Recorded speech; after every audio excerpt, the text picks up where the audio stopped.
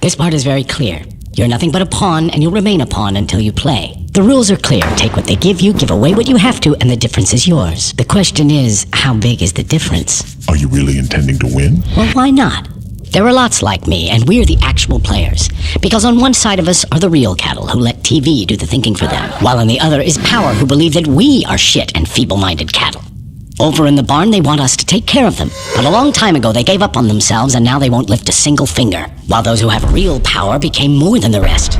Became gods. They sit so high up that they can't see us as either a serious enemy or a trusted friend. They have only one problem, that they're not immortal. That just leaves you and me. Sometimes I benefit you, other times you me. Everyone plays a game of their own.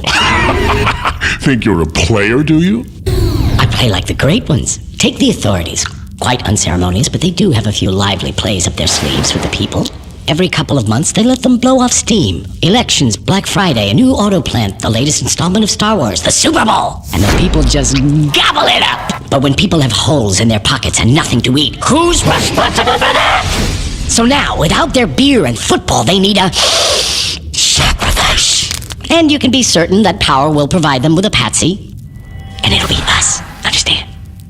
So that is the game. Here are people who don't care about themselves, and here's authority that doesn't care about them either. And here we are in the middle, who sort of owe something, but what and to whom?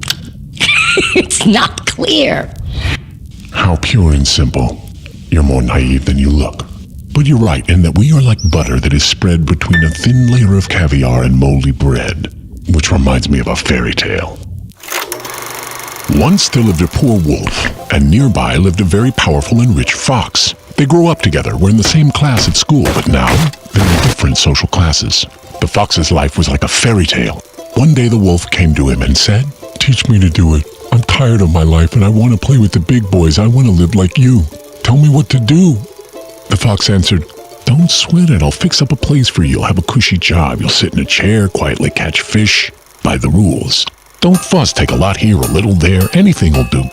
So the wolf nervously looked around and saw that everyone was doing the same thing. And soon it was all working.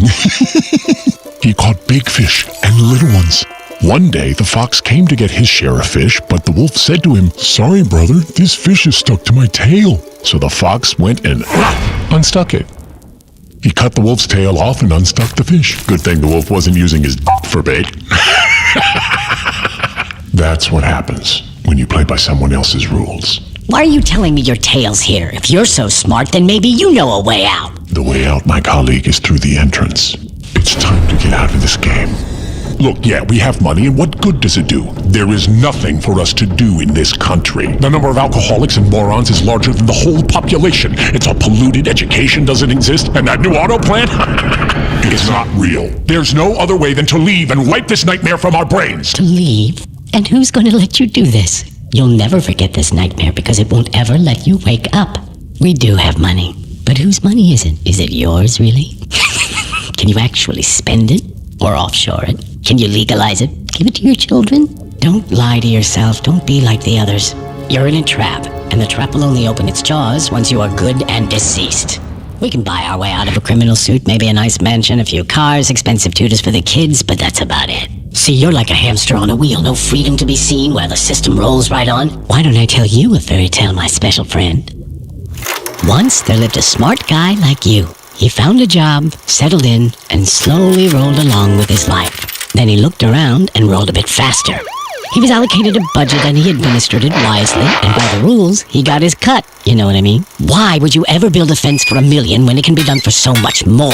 So he rolled on like this. The books looked good. Sometimes they didn't quite balance, but mostly it was a well-oiled machine. He'd give a taste to get off in court, give a taste to avoid an audit, he'd give a taste to whomever caught him and get away. But came the day he decided, enough. I've made enough for myself and my kids. No more risk. Everything can change. I'm leaving the game. Quietly. I need to move my money out and leave. I got away from Grandma. I got away from Grandpa. I got away from the traffic cop, the prosecutor, and the tax police. And I can get away from you, Mr. Fox. And what? What? Just letting him go would have been a total loss for the fox. Nobody leaves. The fox hates feisty people. To those who want to leave, he gives a very tough time. Bounces them from the tax police to the DA to court, bleeds them dry and tosses them in jail.